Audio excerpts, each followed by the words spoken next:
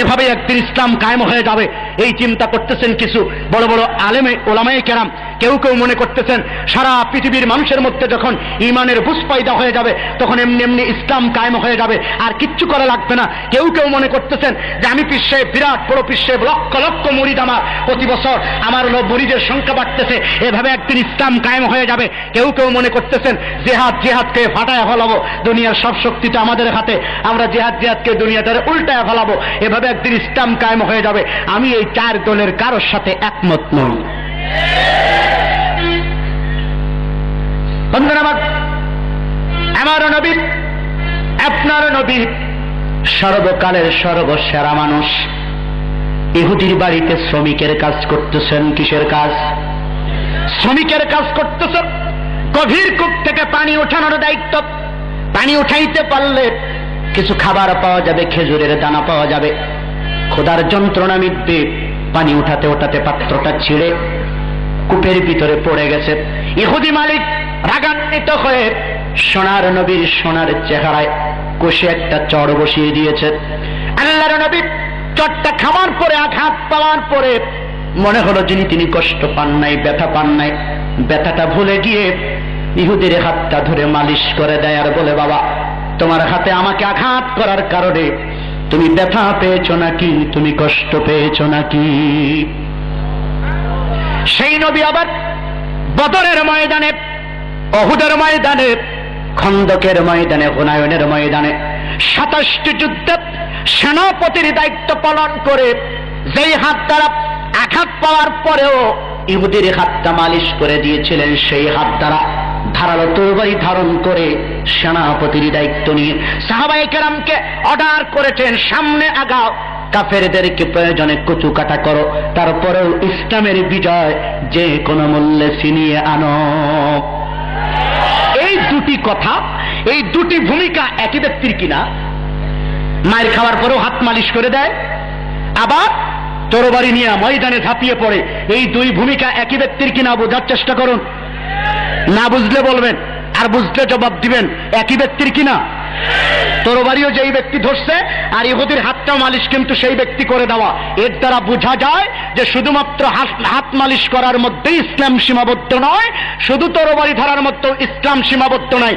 যেখানে যে ট্যাবলেট প্রয়োজন সেখানে সেই ট্যাবলেট প্রয়োগ করাই হলো যোগ্য ডাক্তারের কাজ। নবী মুহাম্মদ রাসূলুল্লাহ রুহানি ডাক্তার ছিলেন, শ্রেষ্ঠ ডাক্তার। রাষ্ট্রের ডাক্তার ছিলেন, শ্রেষ্ঠ ডাক্তার। সামাজিক ডাক্তার ছিলেন, শ্রেষ্ঠ ডাক্তার। সেই রুহানি ডাক্তার বুঝতে পেরেছিলেন ইহুদিকে এখানে চড়ের বিনিময়ে চড় মারার দরকার নেই, ওর হাতটা মালিশ করলেই এনাফ, যথেষ্ট, আর লাগবে না। যার পিঠে হাত বোলালে ভালো হয়ে যায় তার তো আঘাত করার দরকার নেই।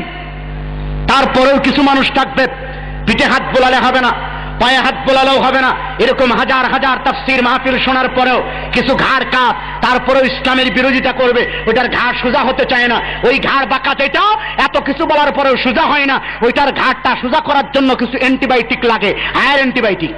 বুঝুন তো, ঢাকায় আমরা বলি সাইজ মতো গজারি যেটা, এটাকে অ্যান্টিবায়োটিক বলি। সব রোগীটা একরকম না, সব রোগী একরকম। কিছু রোগী আছে প্যারাসিটামল দিলে জ্বর ভালো হয়ে যায়, কিছু জ্বর আছে যে প্যারাসিটামল দিলে যায় না, কট্টিম দেওয়া লাগে, কিছু আছে H+ দেওয়া লাগে, কিছু আছে ইনজেকশন দেওয়া লাগে, স্যালাইন দেওয়া লাগে, তারপরেও সারে না। সব রোগীর জ্বর কি একরকম?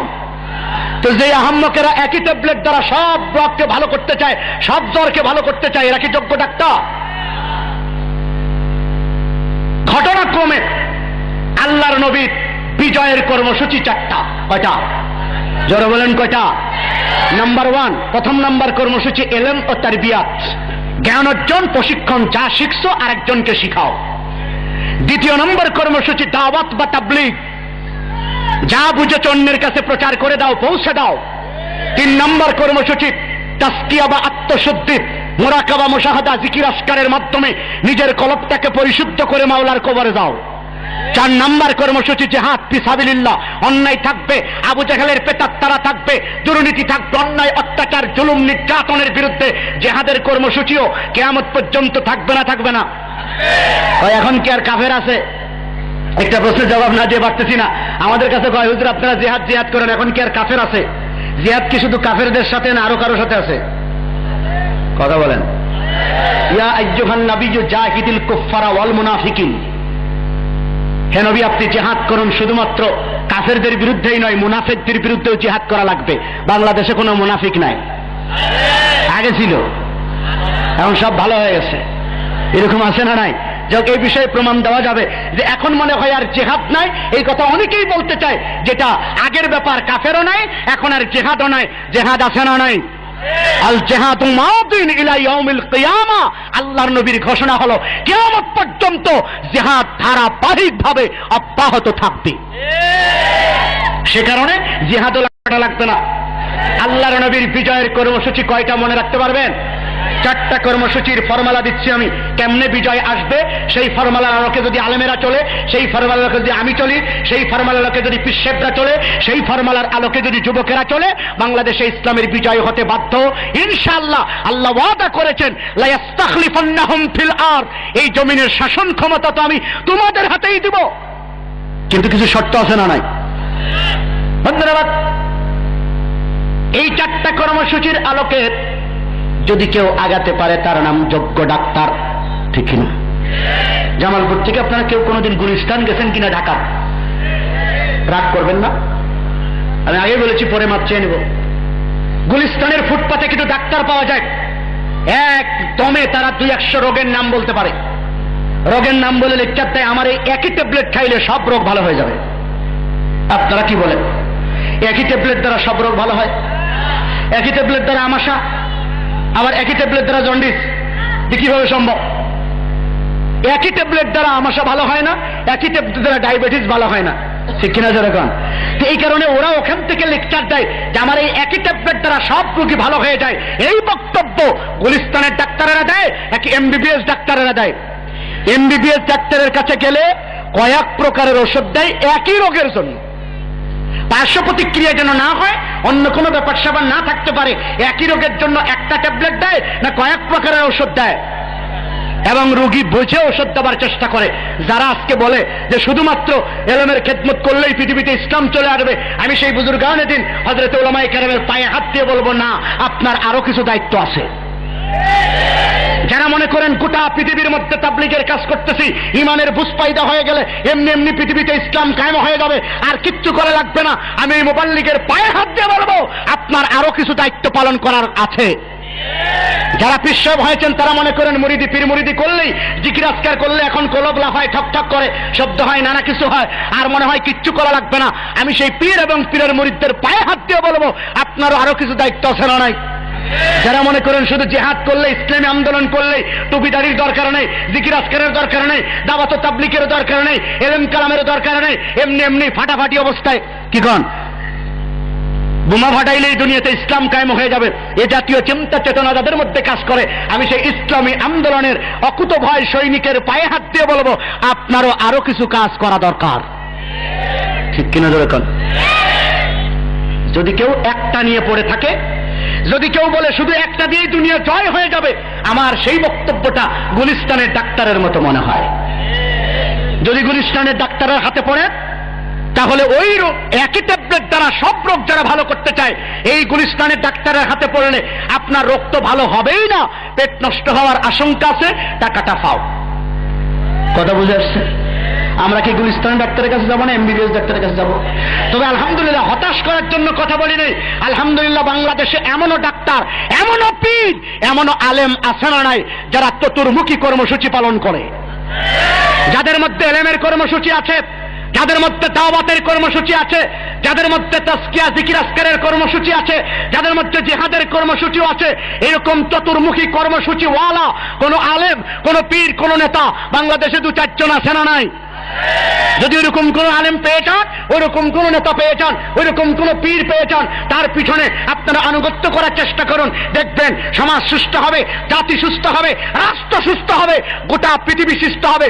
ওই রকম নেতৃত্বের পিছনে যদি আমরা কাতার বাঁধতে পারি, ইসলামের বিজয় আজ হোক আর কাল হোক, টুডে টুমরো ইসলামের বিজয় আসতে বাধ্য। কিন্তু নেতা তলাশ করতে হবে। বলবেন হুজুর আমরা তো বুঝি না অত, কোন পীর ভালো, কোন নেতা ভালো, কোন আলেম ভালো, আমরা মূর্খ মানুষ। কে বলেছে আপনারা মূর্খ? ধান কোনটা বললে ফলন বেশি হয় এটা বুঝেন, আর ইসলাম কোনটা ভালো এটা বুঝেন না, এটা ঠিক না। আমরা নেকা সাজি। আর একটা কথা বলবো, আপনাদের এদিকে কি বলে 7 টাকার একটা লাউ, লাউয়ের দাম কত হইতে পারে? এরকমই তো 10-12 টাকা। ধরে নেন 20 টাকার একটা লাউ কিনতে গিয়ে লাউয়ের পিছন দিকটা চিমটায়া ক্ষত বিক্ষত করি, এটা কচি কিনা করে কিনা? 7 টাকার একটা লাউ কিনতে গিয়ে এত জাস্টিফাই, এত যাচাই বাছাই আপনি করতে পারেন, আর যেখানে আপনার জান্নাত জাহান্নামের প্রশ্ন, যেখানে আপনার জীবন মরণের প্রশ্ন, যেখানে অনন্তকাল সুখ আর শান্তির প্রশ্ন, সেই পীরকে ধরার ব্যাপারে, সে আলেমকে ধরার ব্যাপারে, ইমাম নিয়োগের ব্যাপারে আপনার কোনো ভূমিকা ওইরকম জাস্টিফাই চিন্তা ভাবনা থাকার দরকার আছে না নাই? আমার বিশ্বাস একটু চিন্তা করলেই পথ খুঁজে পেয়ে যাবেন। আমি তো ফর্মুলা দিয়ে যাচ্ছি, এই 4 ফর্মুলার এই 4টা কর্মসূচি যাদের মধ্যে আছে তারা যোগ্য ডাক্তার, তারা নিজেকে সুস্থ করতে পারে, কর্মীদেরকে সুস্থ করতে পারে, জাতিকেও তারা সুস্থ করতে পারে। এরকম চতুর্মুখী কর্মসূচি যাদের মধ্যে আছে, আমরা তাদের সাথে এই লাইন বাঁধবো। রাজি আছি না নাই? যদি পারি ইসলামের বিজয় আসবে। যখন ইনশাআল্লাহ। ইসলামের বিজয় চাই কারা কারা? আল্লাহু আকবার। আল্লাহ তুমি কবুল করে নাও, মঞ্জুর করে নাও, জোরে বলেন আমিন। 2টি প্রেসক্রিপশন আমি দিব কর্মীদের উদ্দেশ্যে যারা হাত উঁচু করলেন, বিজয়ের বাসনা যাদের মধ্যে আছে। কিন্তু এই কথা বলতে গেলে অনেকে আমাদেরকে নানা ভাষায় ট্রিট করে, নানা ভাষায় আমাদেরকে হিসাব কিতাব করতে চায়। আমরা একটু জোরে কথা বললেই আমাদেরকে উগ্রবাদ বলা হয়, আমাদেরকে জঙ্গিবাদ বলা হয়, আমাদেরকে ফতোয়াবাজ বলা হয়। আল্লাহ আমাদেরকে হেফাজত করেছেন, চিৎকার করে কোন আলহামদুলিল্লাহ।